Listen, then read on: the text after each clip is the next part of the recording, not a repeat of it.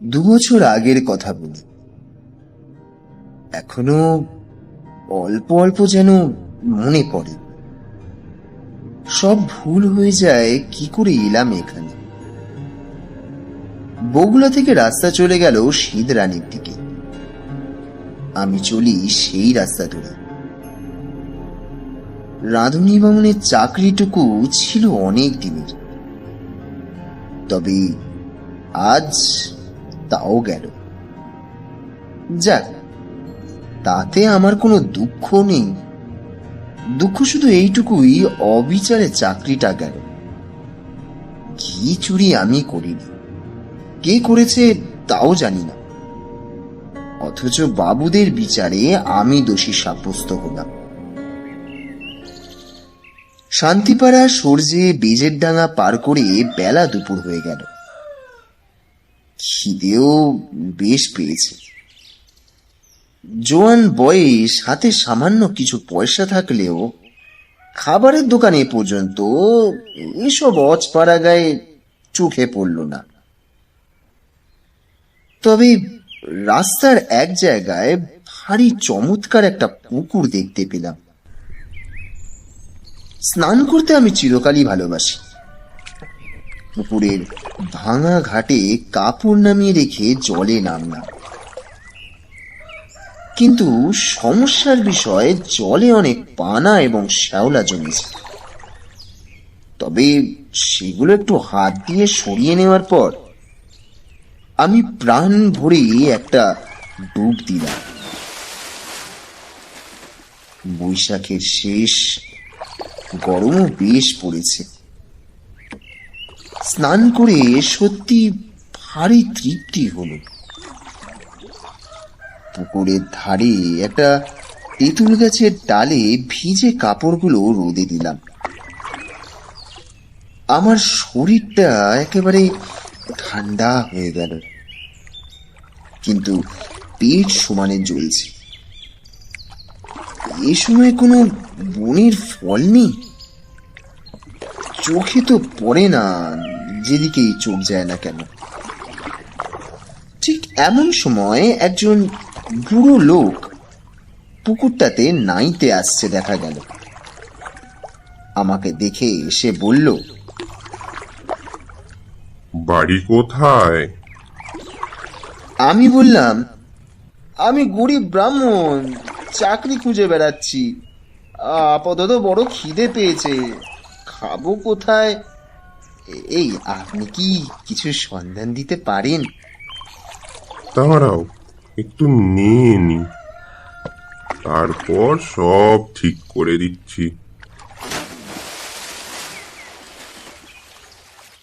স্নান সেরে উঠে লোকটি আমাকে সঙ্গে করে গ্রামের মধ্যে ঢুকে জঙ্গলে ঘেরা একটা পুরনো বাড়িতে ঢুক। সেই বাড়ির সামনে দিয়ে যেতে যেতে লোকটি আমায় বলতে থাকলো, আমার নাম নিবারণ চক্রবর্তী। এ বাড়ি আমার, কিন্তু আমি এখানে থাকিনি। কলকাতায় আমার ছেলেরা ব্যবসা করে, শ্যামবাজারে ওদের বাসা। এত বড় বাড়ি পড়ে আছে, আর সেখানে মাত্র 3খানা ঘরে আমরা থাকি। কি কষ্ট বলো দেখি। আমি মাসে মাসে একবার আসি, বাড়ি দেখাশোনা করি। ছেলেরা ম্যালেরিয়ার ভয় আসতে চায় না। মস্ত বড় বাগান আছে বাড়ির পেছনে, তাতে সব রকম ফলের গাছ আছে, 12 ফুটে খায়। তুমি কি এখানে থাকবে? হ্যাঁ, থাকতে পারি। তা কি কাজ করতে? রাঁধুনির কাজ। বাহ, ভালো তো। যে কদিন এখানে আছি সে কদিন এখানে রাঁধো, দুজনে খাই। হ্যাঁ, খুব ভালো। আমি রাজি হয়ে যেতে লোকটা হঠাৎ যেন ভারী খুশি হলো। আমার খাবার ব্যবস্থাটাও ঠিক তখনই করে দিল। খাওয়া দাওয়ার পরে আমাকে একটা পুরনো মাদুর আর একটা মোটা তাকিয়া বালিশ দিয়ে বললেন, বিশ্রাম করো। পথ হেঁটে বড় ক্লান্ত হয়ে পড়েছিলাম। ঘুমিয়ে যখন উঠলাম, বেলা তখন আর নেই। রাঙা রোদ বড় বড় গাছপালার উঁচু ডালে পড়েছে। এরই মধ্যে বাড়ির পেছনের জঙ্গলে শেয়ালের ডাক শুরু হলো। আমি বাড়ির বাইরে গিয়ে এদিক ওদিক খানিকটা ঘুরে বেড়ালাম। তবে যেদিকেই চাই সেদিকেই পুরনো আম কাঁঠালের বন আর জঙ্গল। কোনো লোকের বাড়ি নজরেই পড়ল না। জঙ্গলের মধ্যে এক স্থানে কেবল একটা ভাঙা দেউল দেখতে পেলাম। তার মধ্যে উঁকি মেরে দেখি শুধু চামচিকের আড্ডা। আমি সঙ্গে সঙ্গে ফিরে এসে দেখি বুড়ো নিবারণ চক্রবর্তী বসে তামাক খাচ্ছে। আমায় দেখে তিনি বলে উঠলেন, চা করতে জানো? একটু চা করো তো। আর শোনো, এই চিঁড়ে ভাজো, তেল নুন মেখে কাঁচা লঙ্কা দিয়ে খাওয়া যাবে। সন্ধ্যার পর বুড়ো হঠাৎ এসে বলল, ভাত চড়িয়ে দাও, সরু আতপ আছে, গাওয়া ঘি আছে, আলু ভাতে ভাত। ব্যাস। জি আজ্ঞে। আর বাছা শোনো, তোমার জন্য ঝিঙের একটা তরকারি করে নিও। ঝিঙে আছে রান্নাঘরের পেছনে। আলো হাতে নিয়ে তুলে আনো এই বেলা। আর একটা কথা, রান্নাঘরে সব সময় আলো জ্বেলে রাখবে। তা তো রাখতেই হবে, অন্ধকারে কি আর রান্না করা যায়? হ্যাঁ হ্যাঁ, তাই তো তোমায় বলছি। মস্ত বড় বাড়ি, ওপরে নিচে মিলিয়ে বোধহয় 14-15খানা ঘর হবে। এছাড়া টানা বারান্দা 2-4খানা ছাড়া অন্য সব ঘরে তালা দেওয়া। রান্নাঘরের সামনে মস্ত বড় লম্বা রোয়াক। রোয়াকের ওমুড়োয় 4-5টা নারকেল গাছ আর একটা বাতাবি লেবুর গাছও দেখতে পেলাম।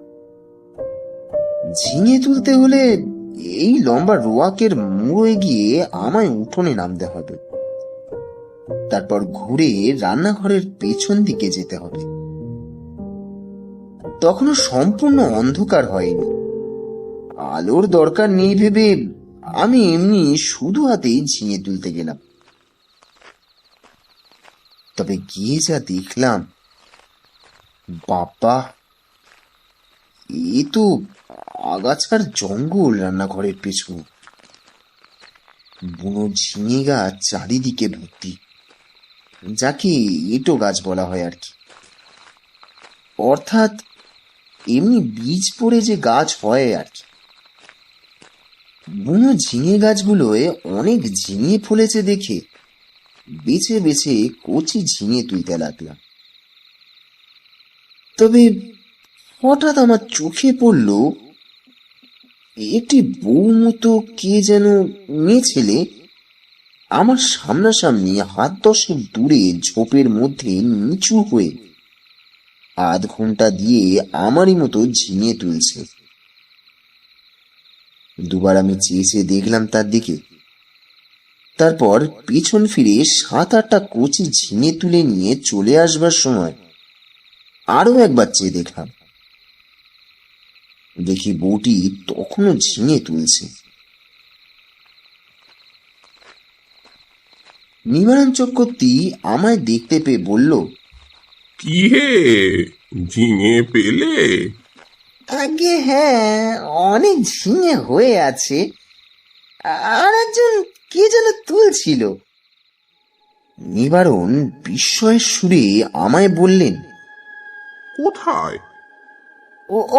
ওই তো রান্নাঘরের পেছনে, বেশি ঝোপ যে দিকটায়, ঠিক ওইখানে। পুরুষ মানুষ? আগে না, ওই একটি বউ। সঙ্গে সঙ্গে নিবারণ চক্রবর্তীর মুখ কেমন একটা যেন হয়ে গেল। তিনি বললেন, কোথায় বউ? চলো দেখি, আমায় দেখাও। আমি ওনাকে সঙ্গে করে রান্নাঘরের পেছনে দেখতে গিয়ে দেখি, কই কিছুই না। উনি আমার পাশে দাঁড়িয়ে আমায় বলে উঠলেন, এখানে বউটা তুমি কোথায় দেখতে পেলে? হ্যাঁ, কোথায় সেই বউ? আগে ওই তো ওখানে ছিল, ওই ওই ওই ওই ওই ঝোপটার কাছে। সত্য সব। চলো চলো, দিনে দুপুরে বউ দেখছেন উনি? আমি একটু আশ্চর্য হলাম। যদি একজন পাড়া গায়ের বউঝি দুটো জড়িয়ে ঝিঙে তুলতে এসেই থাকে, তবে তাতে খাপ্পা হবার কি আছে ভেবে পাই না।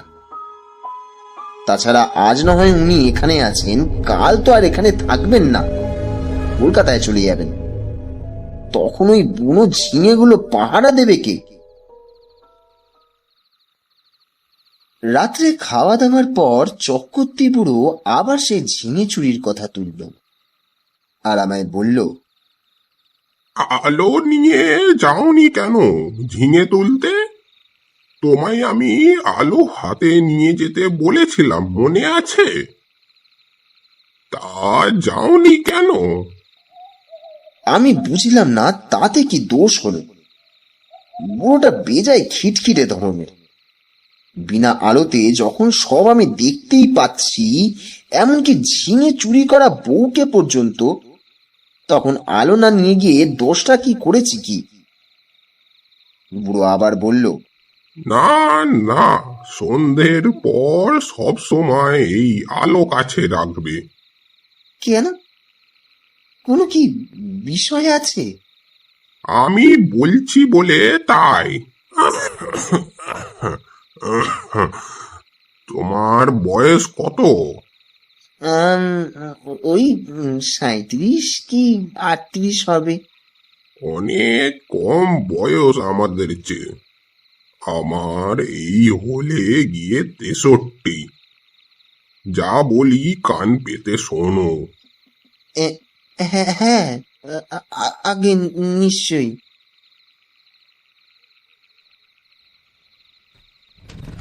রাত্রে শুয়ে আছি, ঠিক এমন সময় ওপরের ঘরে কিসের যেন একটা খটখট শব্দ শুনে ঘুমটা আমার ভেঙে গেল। জিনিসপত্র টানাটানির শব্দ। কে বা কারা যেন বাক্স বিছানা এখান থেকে ওখানে নিয়ে যাচ্ছে। ভারী জিনিসপত্র যা কিছু আছে সরাচ্ছে। পুরোকাল সকালে চলে যাবে কলকাতায়, তাই বোধ হয় জিনিসপত্র গোছাচ্ছে। কিন্তু এত রাতে,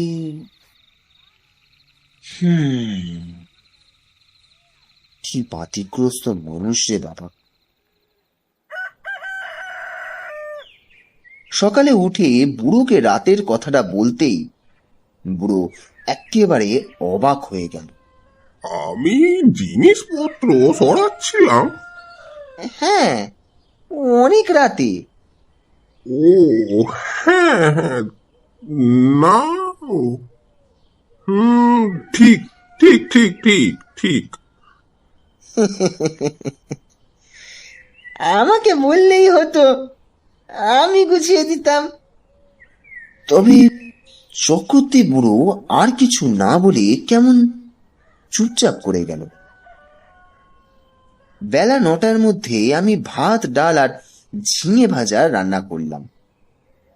খেয়ে দিয়ে পোটলা বেঁধে এসে রওনা দিল কলকাতার পথে। তবে যাওয়ার সময় আমায় বারবার একই কথা বলে গেল।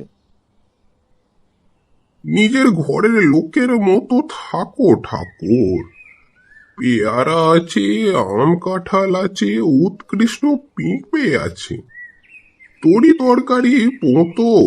আমার কাজ জমি পড়ে আছে 3 বিঘে, ভদ্রাসন হলো 1.5 বিঘের উপর। লোকের অভাবে জঙ্গল হয়ে পড়ে আছে। খাটো খাটো তরকারি উৎপন্ন করো, খাও, বাঁচো, আর তোমার নিজের বাড়ি ভাববে। দেখাশোনা করো, থাকো, ভাবনা নেই। আর একটা কথা, চকতে বুড়ো অকারণে সুরটা নামিয়ে নিয়ে বলল, এখানে কত লোকে আছে এমন, তোমায় ভাঙচি দেবে। কারো কথা শুনো না যেন। বাড়ি দেখাশোনা যেমন করবে, নিজের মতো থাকবে। কোনো কথায় কান দেবার দরকার নেই। গাছের ফল ফুলুরি তুমিই খাবে। 2টো ঘর খোলা রইল এই তোমার জন্য। গেলাম গো। বুড়ো চলে গেল। আমাকে যেন আকাশে তুলে দিয়ে গেল। আরে এত বড় বাড়ির বড় বড় 2খানা ঘর আমার ব্যবহারের জন্য রয়েছে, তাছাড়া বারান্দা, রান্নাঘর, রোয়াক এসব তো আছেই। বাড়িতে পাতকুয়ো, জলের কোনো কষ্ট নেই। শুকনো কাঠ যথেষ্ট পরিমাণে আছে, কাঠেরও কষ্ট নেই। 10টা টাকা আমার পকেটে আগাম দিয়ে গেছে বুড়ো। প্রায় আধমনটা সরু আতপ চালও আছে। গাছ ভরা আম কাঁঠাল, এ যেন ভগবানের দান আকাশ থেকে পড়লো আমার জন্য। বিকেলের দিকে তেল নুন কিনবো বলে মুদির দোকান খুঁজতে পেরোলাম। তবে আমি যা দেখলাম সেটা যেন চোখ ধাঁধিয়ে দেবার মতো। কত বড় বড় বন জঙ্গল গাঁখানার ভেতরে। আর আরো একটা আশ্চর্যের বিষয়, এই বাড়ির ত্রিসীমানায় কোনো কি লোকালয় নেই। জঙ্গল ভেঙে সুড়ি পথ ধরে 8 মাইল যাওয়ার পর একজন লোকের সঙ্গে দেখা হলো। সেও তেল কিনতেই যাচ্ছে, তার হাতেও তেলের ভাঁড়।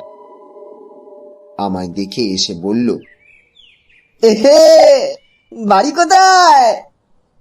এই তো এখানে আছি, এই নিবারণ চক্রবর্তীর বাড়ি। নিবারণ চক্রবর্তী? কেন? আরে দেখাশুনো করি, কাল এসেছি। ও বাড়িতে থাকতে পারবে না, বলে দিলাম। কেন? এই বলে দিলাম, দেখে নিও। কত লোক ও বাড়িতে এলো আর গেল, ওরা নিজেরাই থাকতে পারে না, তা অন্য লোক। ও বাড়ির ছেলে বউয়েরা কশ্চিনকালেও বাড়িতে আসে না। কেন? এমন কেন? তা কি জানি, ও বড় ভয়ানক বাড়ি। তুমি বিদেশি লোক, খুব সাবধান। আর কিছু না বলে লোকটা চলে গেল। আমি দোকান খুঁজে জিনিস কিনে বাড়ি ফিরলাম। তখন বিকেল গড়িয়ে গিয়ে সন্ধে নামছে। দূর থেকে জঙ্গলের মধ্যেকার পুরনো উঁচু দোতলা বাড়িখানা দেখে আমার বুকের ভেতরটা ছ্যাঁত করে উঠল। সত্যি বাড়িখানার চেহারা কিরকম যেন একটা জীবন্ত জীব আমার মতো ছোট্ট একটা মানুষকে গিলে ফেলবার জন্য যেন হাত বাড়িয়ে আমার দিকে এগিয়ে আসছে। আচ্ছা, এই জায়গায় এরম চেহারা কেন? কিছু না, লোকটা আমার মন খারাপ করার জন্য দায়ী। আমি যখন তেল নুন কিনতে যাই তখন আমার মনে দিব্যি ফুর্তি ছিল। ও হঠাৎ এমন হওয়ার কারণ হচ্ছে ওই লোকটার ভয় দেখানো কথাবার্তা। গায়ে পড়ে অত হিট করবার কি দরকার ছিল বাবু তোমার? চক্রবর্তী বুড়ো তো বলেই গিয়েছে, কত লোক কত কথা যে বলবে, কারো কথায় কান দিও না। কিছু না, গাছপালার ফুল ফুলুরি গায়ের লোক চুরি করে খায় কি না? বাড়িতে একজন পাহারাদার বসালে লুটপাট করে খাওয়ার ব্যাঘাত হয়, সেই জন্যই ভয় দেখানো। হুঁ, অনেক দিন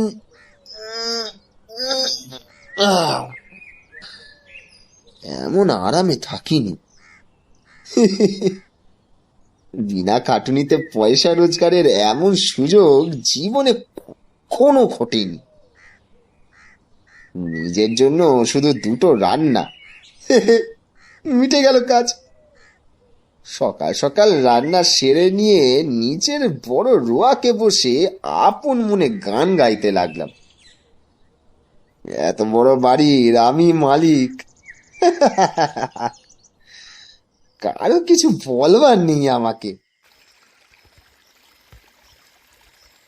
তবে হঠাৎ ভয়ানক আশ্চর্য হয়ে গেলাম। দোতলার নালির মুখ দিয়ে পড়তে লাগলো জল,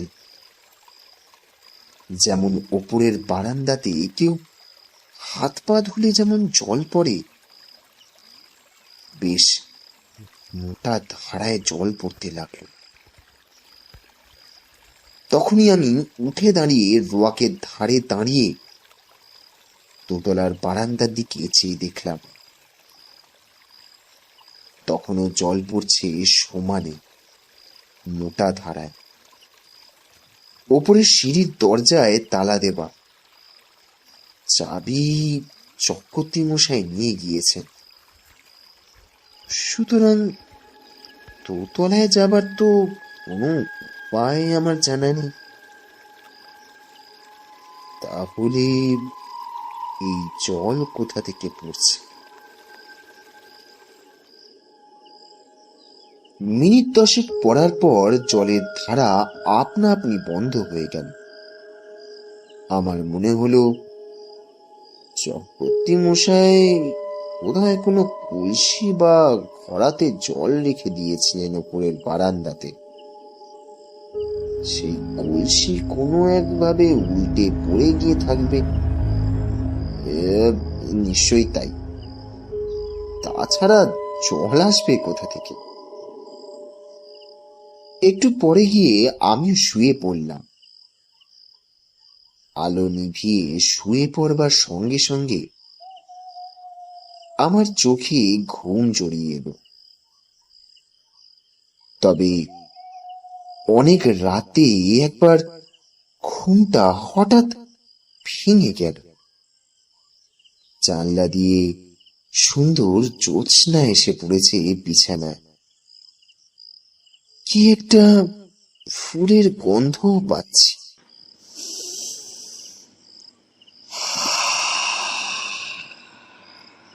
বেশ সুবাস কিন্তু ফুলটার, কিন্তু এটা কি ফুল?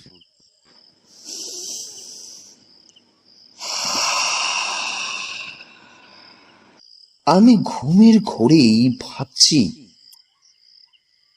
এমন কোন সুগন্ধওয়ালা ফুল তো বাড়ির কাছাকাছি নেই। হঠাৎ তড়াক করে লাফিয়ে উঠলাম। ও কে? জানলার সামনে দিয়ে একটি বউ চলে গেল রোয়াক বেয়ে। হ্যাঁ হ্যাঁ, স্পষ্ট দেখেছি, ভুল হবার নয়। আমি তক্ষুনি উঠে দরজা খুলে রোয়াকে গিয়ে দাঁড়ালাম। রোয়াকে দাঁড়াতে দুটো জিনিস আমার কাছে স্পষ্ট হল। প্রথম সেই ফুলের সুবাসটা রোয়াকে অনেকখানি ঘন। ওই বউটি যেন এই সুবাস ছড়িয়ে দিয়ে গেল এই কিছুক্ষণ হলো। না, এই কোনো ফুলের সুবাস নয়। তাহলে এটা কিসের সুবাস? কিছুতেই মাথায় আসছে না। হঠাৎই কেমন একরকম যেন লাগছে, একরকম নেশার মতো। আমি বাইরে এসেছি, কিন্তু কেন? ও হ্যাঁ, কে একটি বউ রোয়াক পেয়ে খানিক আগে যেন চলে গিয়েছিল। হ্যাঁ, সেই সেই ছড়িয়ে গেছে এই তীব্র সুবাস। কিন্তু কোনো দিকে তো কেউ নেই। তাহলে সে গেল কোথায়? সে রাত্রে এই পর্যন্ত। কতক্ষণ পরে ঘরে এসে আমি শুয়ে পড়লাম। সকালে উঠে মনে হলো সব যেন স্বপ্ন। মনটা বেশ হালকা হয়ে গেল। কাজকর্মে ভালো করে মন দিলাম। বন জঙ্গল কেটে কিভাবে তরি তরকারি চাষ করব সেই আলোচনা করতে লাগলাম মনের মধ্যে। কিন্তু একটা অসুবিধে এখানে থাকবার, বড্ড একা থাকতে হয়। কাছাকাছি যদি একঘর লোকও থাকতো তবে এতটা কষ্ট হতো না। কথা বলবার একটা লোক পর্যন্ত আশেপাশে নেই। এইটাই হলো মহা কষ্ট। কিন্তু সেদিন দুপুরে এক ঘটনা ঘটল। আমি ভাত নামিয়ে হাঁড়ি রাখতে যাচ্ছি, ঠিক এমন সময় দোতলার বারান্দাতে অনেকগুলো লোক যেন একসঙ্গে হেসে উঠল। সেটি ভীষণ অট্ট হাসি। আমার গা যেন দোল দিয়ে উঠল সে হাসি শুনে। খিলখিল করে হাসি নয়, একেবারে খলখল করে হাসি। আকাশ বাতাস থমথমিয়ে উঠল সে হাসির শব্দে। আমি ভাত ফেলে রেখে দিয়ে দৌড়ে গেলাম বাইরে। রোয়াকে গিয়ে ওপরের দিকে দেখি, কিছুই না। নিচের জানলা যেমন বন্ধ, ওপরের ঘরের সারবন্দি জানলা তেমনই বন্ধ। হাসির লহর তখন থেমে সমস্তটা যেন নিশ্চুপ হয়ে গেছে। ব্যাপার কি? কোনো বদমাইশ লোকের দল উপরে আড্ডা বেঁধেছে? ওপরের সিঁড়ির মুখে গিয়ে আমি দেখি দরজায় কিন্তু তেমনি তালা ঝুলছে। তবে আমার ভয় হয়নি, কেননা দিনের বেলা, চারিদিকে সূর্যের আলো। এই সময় মনের মধ্যে কোনো ভূতের সংস্কার থাকে না। কিন্তু সত্যি কথা, এই হাসি যদি আমি রাত্রে শুনতাম তবে বোধহয় ভয়ে অজ্ঞান হয়ে যেতাম। চাবি দিয়ে দাঁত খুলতে হতো। রান্নাঘরে ফিরে এসে ভাতের ফ্যান গেলে ঝিঙের তরকারি চাপিয়ে দিলাম। প্রচুর ঝিঙে ফলেছে জঙ্গলে, যত ইচ্ছে তুলে নিয়ে খাও। আমারই বাড়ি, আমারই ঝিঙে লতা। ওহ, মালিক হওয়ার যে একটা মাদকতা আছে তা কাল থেকেই আমি বুঝছি। আমার মতো গরিব বামুনের জীবনে এমন জিনিস এই প্রথমবার জুটেছে। তবে আমি কান পেতে রইলাম ওপরের ঘরে কোনো শব্দ আসে কিনা শুনতে, কিন্তু পড়বার শব্দ পেলাম না। দুপুরে খেয়ে দিয়ে নিজের মনে বিছানায় গিয়ে শুয়ে ঘুমিয়ে পড়েছি, কিন্তু ঠিক এমন সময় ঘুমের ঘোরে শুনছি ঘরের মধ্যে অনেক লোক যেন একসাথে কথাবার্তা বলছে, হাসছে, গাইছে। ঘুমের মধ্যেও আমি ওদের কথাবার্তা যেন শুনছি, যেমন কোনো বিয়ে বাড়িতে ঘর ভর্তি লোকের মধ্যে ঘুমিয়ে পড়লে লোকজনের গলার শব্দ ঘুমের মধ্যেও পাওয়া যায়, ঠিক তেমনই। হয়তো সবটাই আমার মনের ভুল। মনের সেই যে ভাব হয়েছিল হাসি শুনে, এটা হয়তো তারই ফল। এরপর 9 দিন আর তেমন কোনো কিছুই ঘটল না। মানুষের মনের অভ্যাস অপ্রীতিকর জিনিসগুলো তাড়াতাড়ি দিব্যি ভুলে যেতে চায়, পারেও ভুলে যেতে। আমি নিজের মনকে বুঝলাম ওসব কিছু না। কি শুনতে কি শুনেছি, বউ দেখা চোখের ভুল, হাসি শোনাও কানেরই ভুল। ভুল ভুল, সব ভুল। এ 9 দিনে আমার শরীর বেশ সেরে উঠল।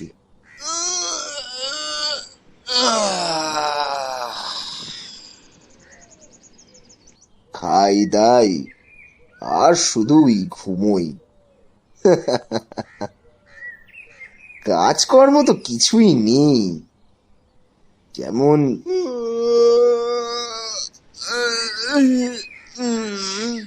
একরকমের কুড়িমি যেন পেয়ে বসছে আমাকে।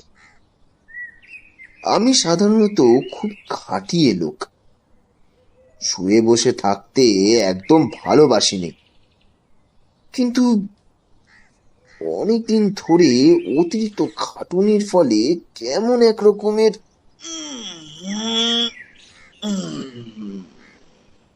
অবসাদ হয়ে গেছে। শুধুই আরাম করতে ইচ্ছে হয়। 9 দিনের দিন বিকেলে মনে হলো রান্নাঘরের পেছনে সেই ঝিঙের জঙ্গলটা কেটে একটু পরিষ্কার করি।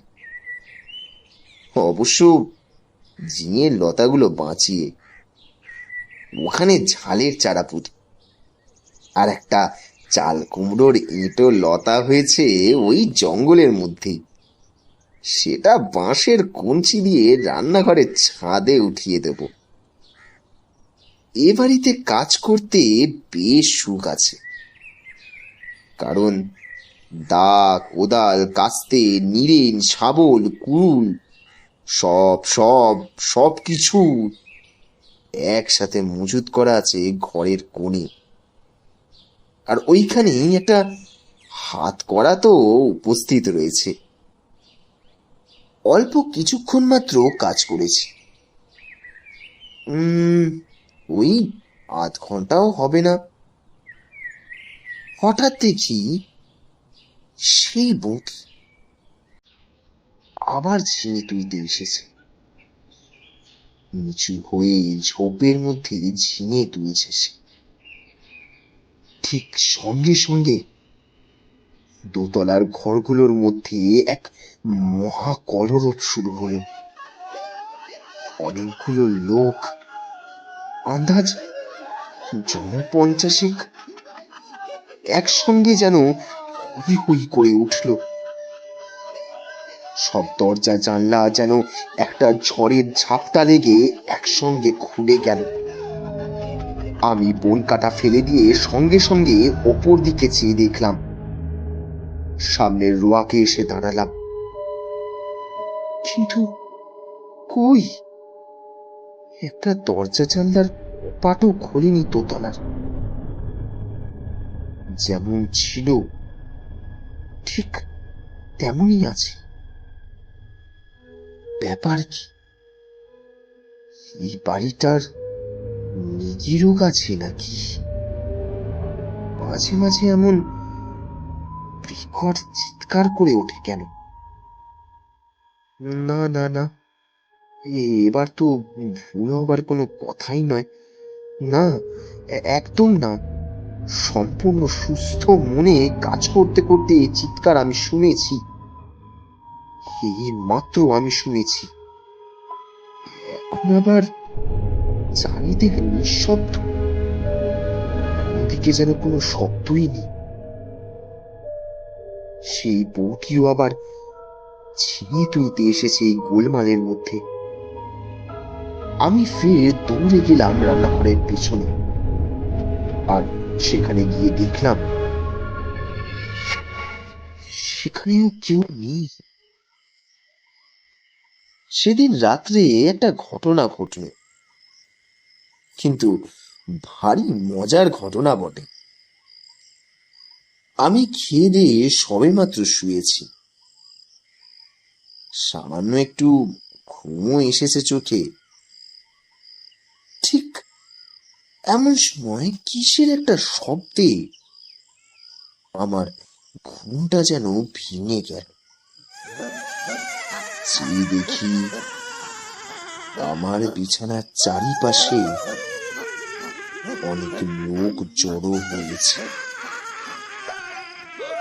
তাদের সবারই মাথায় লাল পাগড়ি, হাতে ছোট ছোট লাঠি। আশ্চর্যের বিষয়, সকলেরই মুখ একই রকমের দেখতে, যেন একই লোক 50টি হয়ে দাঁড়িয়ে রয়েছে। আমার এইরকম মনে হয় প্রথমটা। অনেকগুলো আয়নাতে যেন একটাই মুখ দেখছি আমি। তাদের মাঝে কে যেন বলে উঠল, আমাদের মধ্যে আজ কে যেন এসেছে। তাদের মাঝে আরো একজন উত্তর দিল, এখানে একজন পৃথিবীর লোকের বাড়ি আছে অনেক দিন থেকে। আমি দেখিনি বাড়িটা, তবে শুনেছি যারা দেখতে জানে তারা বলে সেই বাড়ির মধ্যে একটা নোক রয়েছে।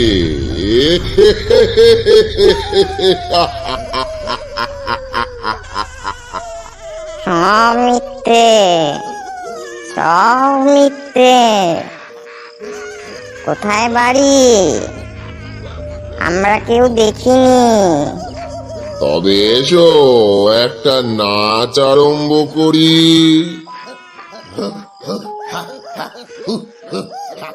বাপরে বাপ, কথায় বলে ভূতের নৃত্য হয়।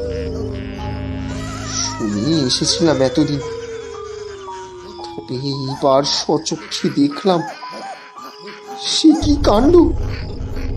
কতগুলো লোক একসঙ্গে লাঠি বাজিয়ে একই সঙ্গে তাণ্ডব নৃত্য শুরু করে দিল। আমার শরীরের মধ্যে দিয়ে কতবার তারা এলো গেল, আর সঙ্গে সঙ্গে বিকট চিৎকার আর হল্লা। তবে আমার বিছানার বা আমার কোনো অংশ তারা স্পর্শ করল না। আমি যে এখানে আছি তাও যেন তারা জানে না। ওদের হুঙ্কার আর ভৈরব নৃত্যে আমি জ্ঞান হারালাম।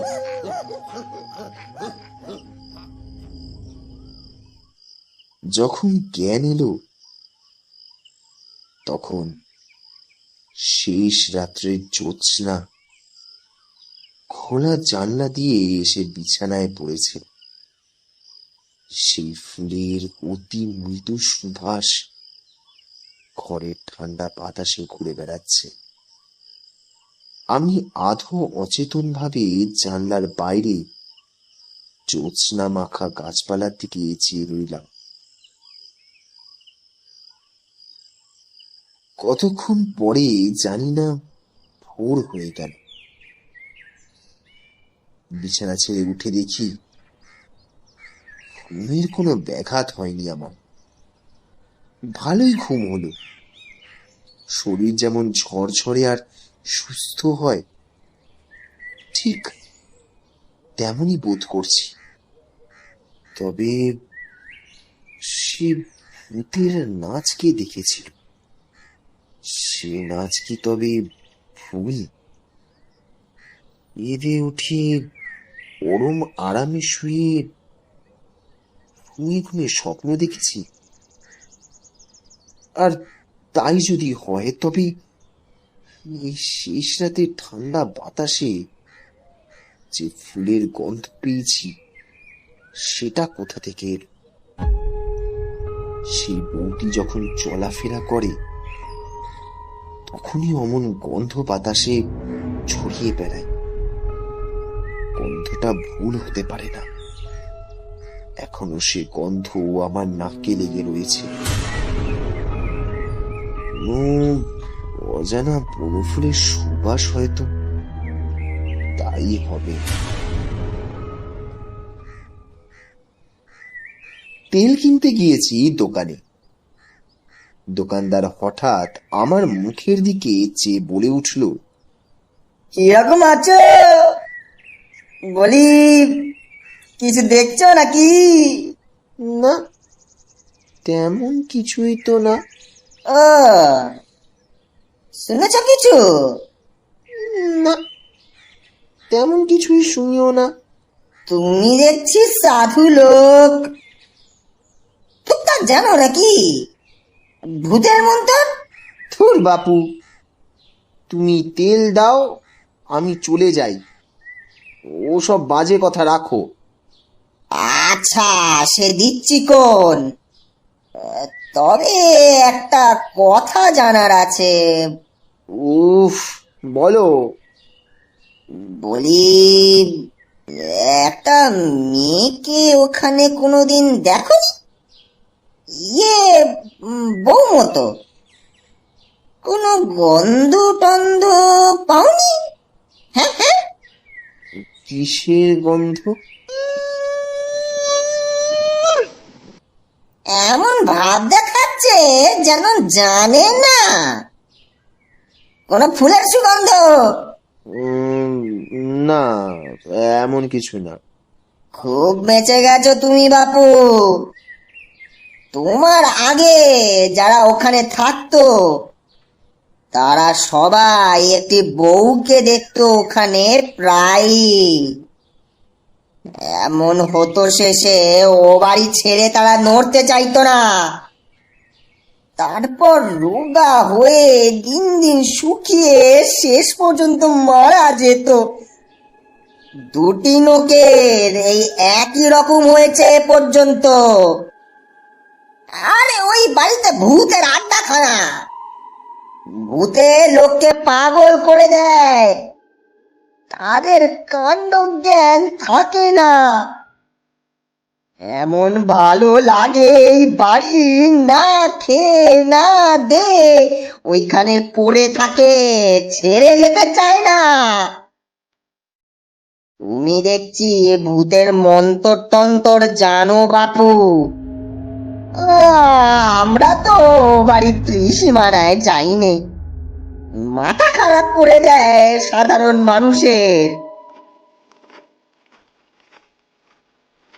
তেল নিয়ে চলে এলাম। ভাবতে ভাবতে এলাম, আমার কি মাথা খারাপ হওয়ার সূত্রপাত আমারও কি হলো? বাড়ির সীমানায় পা না দিতেই আমারও মনে হলো, না, থুত, ওসব ভুল। এই তো পরম সুখে আছি।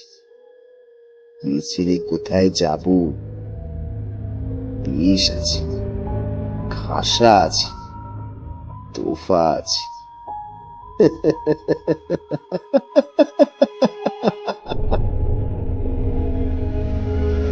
সে আজ 2 বছর পড়ে আছি এ বাড়িতে। চক্রবর্তী মশাই মাইনে টাইনে কিছুই দেয় না,